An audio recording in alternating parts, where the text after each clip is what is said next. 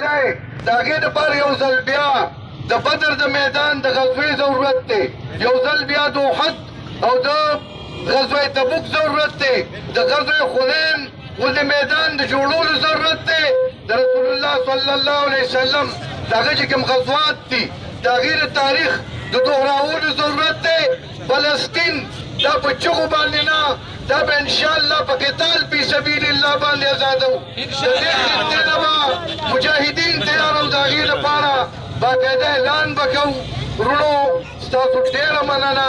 او ډېره شکریه چې د غزه لپاره د مسلمانانو لپاره تاسو راغلی، خپل وخت هم ورکو او په دې احتجاج کې په دې اواز کې خپل اواز شامل کړو. الله تعالی دې ماله او تاسو د عمل کولو توفیق راکړي.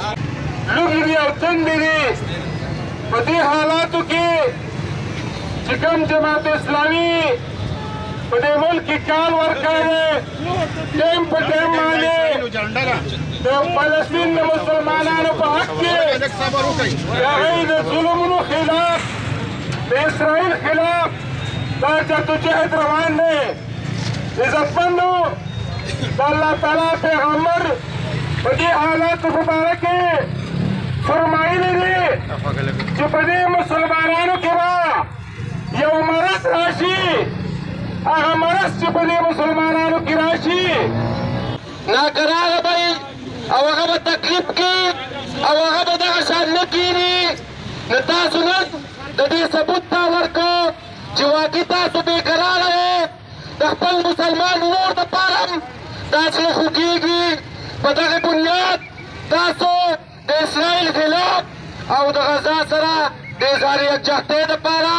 نن په دې ګرمۍ کې راوځې شوي او دا وایي چې زمونږ هلته فلسطین کې په مسلمانانو باندې کوم ظلم شروع دی، د دغې ظلم خلاف راوځي او موږ دا وایو چې کوم په دې روژه کې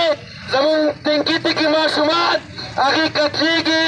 زمونږ میندې خویندې بې عزته کېږي، هغې په وینو باندې سرې کېږي، هغې ته د روژې د سحرۍ دپاره څه نه میلاوېږي، هغې د روژې د افطارۍ دپاره څه نه میلاوېږي. خوراک خو ډېره ګټه خبره ده، هغې دپاره د اوبو صفا اوبه نه میلاوېږي.